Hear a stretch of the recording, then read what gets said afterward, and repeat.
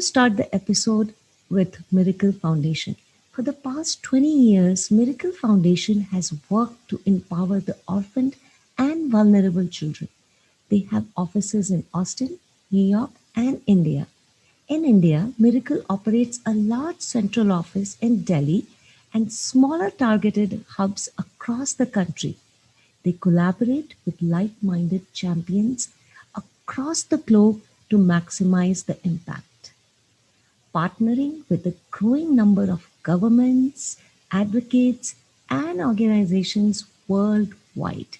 The work of Miracle is grounded, proven, and expanding. So, thank you for joining Caroline on Fablife360. I'm always so glad to be with you, Seema. It's always fun to talk to you. Me too, me too. So, for everybody, let me give you a little brief on Caroline. Caroline, the journey of Miracle Foundation started.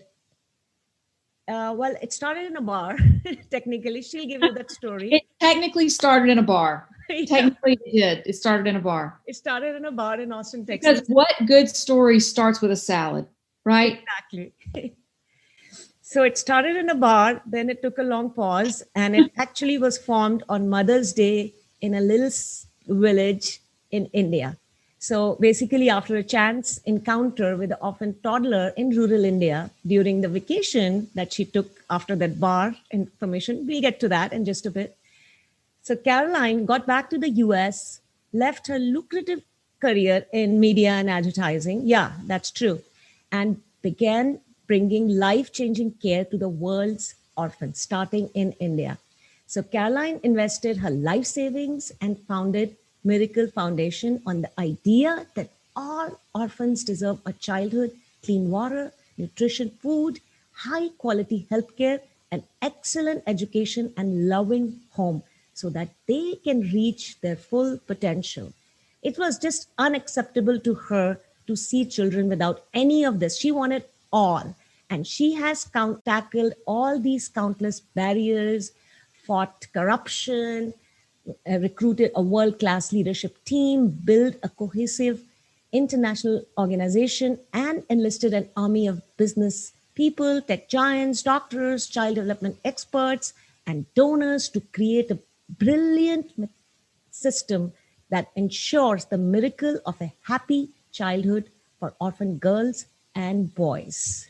So her award-winning efforts have resulted in improving the lives of more than, she'll give you the number, 15,000 children. So her award-winning efforts have resulted in improving the lives of more than 15,000 children in last 20 years. Imagine those 15,000 children were homeless, and how many more thousand people they will reproduce and change the world in going forward.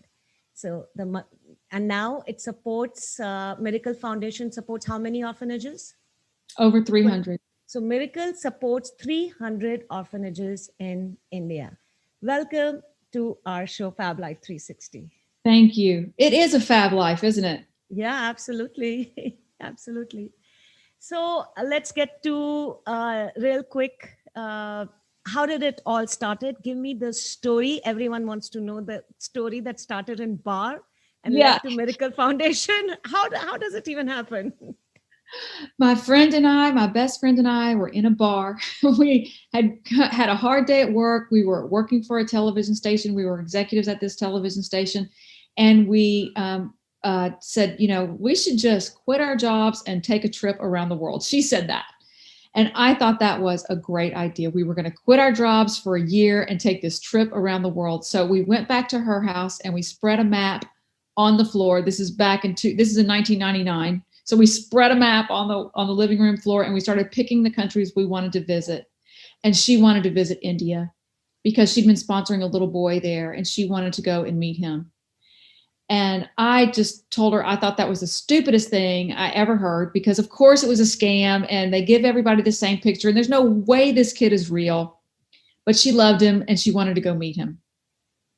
So we started our trip around the world in January of 2000, and we got to India in May, and the little boy she was sponsoring supposedly lived in Odisha. So we went to Odisha, which is one state south of Calcutta, and went to this village, this really remote village, and got paraded through this village. Like, it was like amazing. You know, people, mud huts, thatched roofs, people, pumping water out of a well. And we get paraded through this village. And at the end of this big parade is this little boy holding the first picture she'd ever sent. He was real, Seema. He had what this organization had promised. It was amazing. So we were so happy to meet him. It was just such a fun time to be in the village with him. And we were learning so much. We were doing volunteer work there every day. And then one day the director of the organization invited us to his house for dinner. It was Mother's Day in the United States. So I got up early and called my mom. We went and worked in the 119-degree heat in this village, all day. And then went to this guy's house for dinner and walked into his orphanage. And it was there that I came face to face with what true poverty is. True poverty isn't having a wooden floor or a brick floor. True poverty is when no one loves you. And so 100 little kids were there in this orphanage. And, they had had this cyclone the year before. So a lot of their parents had died in the cyclone of 1999. So we have dinner with the children. They serve us chicken. They serve the children rice, no dal. No, that's why they were bald. No protein. And this little baby girl came and put her head on my knee, and I picked her up and sang her the same lullaby that my mother used to sing to me, because I hadn't forgotten for a second that it was Mother's Day and I'm in this orphanage. And I sing this baby girl to sleep, and I walk to, she falls asleep in my arms, and I walk to her room to put her in her bed, and I find these wooden beds like picnic tables. And I put this orphan baby on a wooden bed. I heard her bones hit that bed. And I just thought, what am I doing? Who is responsible for these children, and where are their parents, and why are they here? I was so embarrassed. I was so angry. And I just thought, no child should live this way. I will not stand by while these children live this way. And the Miracle Foundation was born that very minute, that Mother's Day in India, May the 14th of 2000. So I came back to the United States, and I immediately started working on it. And we started taking care of children in hundreds of orphanages. But the fact is that children don't belong in orphanages. That's not where they thrive. They thrive in a home. And we had all these children that we were working with, and we were talking to them and hearing from them. And they were saying, I want to go home. I want to live like everybody else. I want to look like everybody else. I don't want to be from an orphanage. I have an aunt or a grandmother or a sister or an auntie or someone that I can go home to. And so while we want to support children wherever they are, our goal is to empty India's orphanages. Our goal is for every child to have a family in our lifetime. And that's the work of Miracle Foundation. And it's been awesome. Wow. So let's go over some numbers now. So in last 20 years, we touched briefly on that in the introduction. So you have given home to? We've worked with 300 orphanages, over 300 orphanages. We've trained them in the rights of the child, what children have the right to. So children have the right to live with their family or relatives if possible. Clean water, electric power, free primary education. They have the right to be heard and participate in decisions that affect them. And so we work to get children to realize their rights. And, rights are kind of like a ladder. The first rung might be 10 feet tall. So somebody's got to help them get on that first rung. But boy, once those kids get on that ladder, they just climb. It's incredible, the power of these children. It's incredible, the work that they're willing to do, the work that they're willing to put in to take care of of themselves. So tell us a little bit system, like in a day of an orphan, how is Miracle different in providing all these three things? And then tell me where these children are. And I want to know about the little girl. She must be like 24 and having a job. And tell us about her too now, right after. And I forgot her name right now. Her name is Shibani Das, and she's alive and well. She's in nursing school. She's in a really good nursing school. She's a very smart cookie, and she's incredibly shy to this day. Oh, Incredibly shy.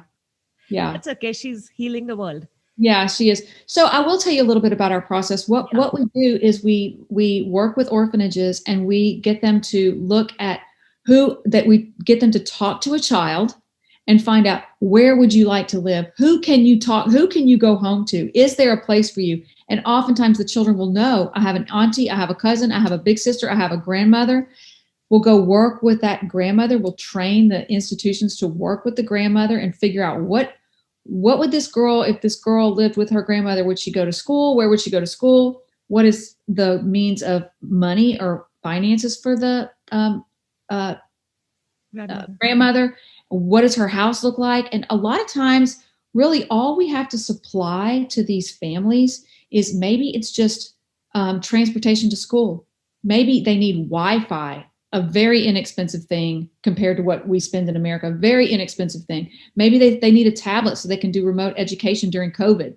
Maybe they need furniture. Maybe they need a roof. And so we work with the family to figure out what we need to do to get their children back home, and then they raise their own children. It's really remarkable. We've done it with thousands of children, and it's a hugely successful program. So we do not have our own orphanages. We work in partnership with orphanages in an effort to empty them. And while they're being emptied, while they're working with every single one of these children to find them a place to live, we're making sure the kids get everything they need. Of course, of clean water, electric power, primary education, all of it.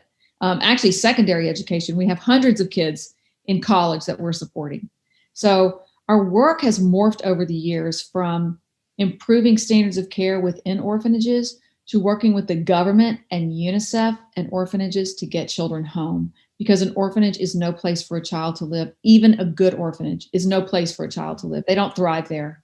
They don't want to be there. Ask any of them. So now all these children you have basically placed them in a comfortable, loving home where you help the family provide food if they need to, education if they need to, whatever the gaps are. Miracle is taking care of all the gaps and overlooking their process. And the family and uncles, aunts, wherever, whoever they are, they don't feel okay. They are not alone, and you have their back and taking care together. Exactly. Yeah. It's a beautiful thing. And kinship care in India is very easy to do. Yeah. They know who to go to. They know their relatives and families, and they like being back in their village. They like being back in their native place. No need for ancestor.com. No need for ancestry.com. Children kind of bring in children, they really do. If you talk to them, they know in their best interest. Girls as young as 6 and boys as young as 8 help place themselves. They are part of the process. So let's kind of quickly go over 2020. So how did you all cope up with that, and how are you providing your children in this year? Believe it or not, 2020 has been a blessing because we went remote. So when we were doing counseling and mental health and tutoring with children, all of a sudden it just went remote. And all of those people that we had training the children and counseling the children and tutoring the children, teaching life skills education, aptitude testing, career counseling, everything we were offering to children, we just started going remote. So we bought tablets for kids when they went home, and we bought Wi-Fi for their families. So this is our way of not only monitoring the children, because they do FaceTime with us every week or 10 days, depending on the difficulty of the placement, but they also get all of those services remotely, and their family gets a tablet and Wi-Fi. So it's a great incentive for them to put their children in front of our counselors to make sure their children are okay, because they want that Wi-Fi and tablet to stay there. And it's a great way to keep them educated. So it's actually been a really, really good year, because we've seen more children go home from orphanages than ever before. Oh my goodness. And we'll keep it. And they'll stay there. The secret is to get them safely and permanently home. And Caroline, when you were describing in the initial part of the things that you provided, not just gadgets, career counseling, mental. You know what it sounded like to me? St. Stephen's or St. Andrews or a private top-notch school that they're going to. Those are the kind of things a good school provides. Some of the even public health schools miss out on some of the Yes. that you mentioned.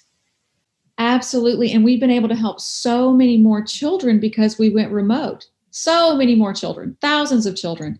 And we've had a partnership with UNICEF for a year and a half now, and that has just been going great. So governments have been reaching out to us, state governments have been reaching out to us, asking us for our programs. And so we're scaling beautifully again. You embraced it, and you made the best. So tell me this, we are on Giving Tuesday this month. And Giving Tuesday this year is very special to me. I know people have been helping, supporting. The economy has been really, really down. Thousands and thousands have lost lives. Many are affected in different ways, can't even go there with the list. So for our children, miracle children in India, what can people do watching, listening to help them? It's 86% of every dollar goes directly to the program. For Giving Tuesday, we have a donor that has generously agreed to match dollar for dollar everything we raise. They will match, and we're asking for tablets. $150 buys a tablet for a child that's at home. It's loaded with education, so they don't even need to be, the Wi-Fi doesn't need to work, but that $150 does include Wi-Fi for the family, a good Wi-Fi, not a bad Wi-Fi, a good high-level Wi-Fi for $150 for a year. And that's what we're doing for Giving Tuesday, is seeing how many children we can get these tablets to.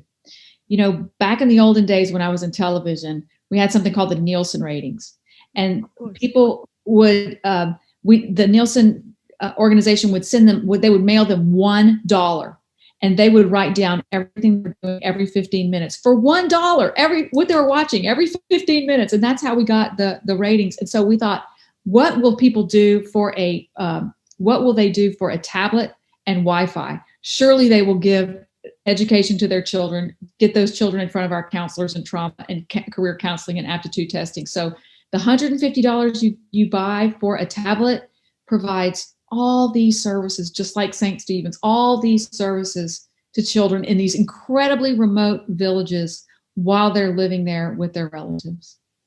So anyone who's listening can just commit to one tablet and we'll be happy. And buy one, get one. So we have a donor that'll give a tablet for everybody that buys one. Yeah. So 150 will get you 2 kids, Wi-Fi and a tablet for the whole year, and life-changing tablet. Yeah. Yeah. So thank you so much, wherever you are listening, and we will post the links and entire month for December for Giving Tuesday. Please open your hearts and just give, if nothing else, just one tablet to these children, and they will have, and you are benefiting 2 children, and you will be in the system of miracle. They will send you send pictures, right? Yeah. Connect them to the world. Yeah. Oh, definitely we'll send pictures. Yeah. So you'll get a picture of your child playing with a tablet, learning with a tablet. Take it back.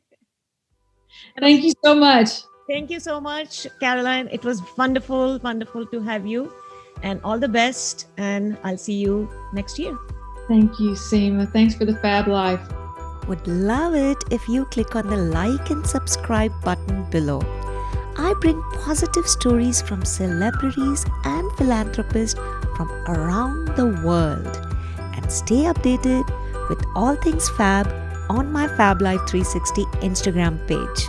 Also, if you are looking for something fun and inspiring to listen to, find my podcast Fablife360 on iTunes, Spotify, Google Podcast, or wherever you get your podcast.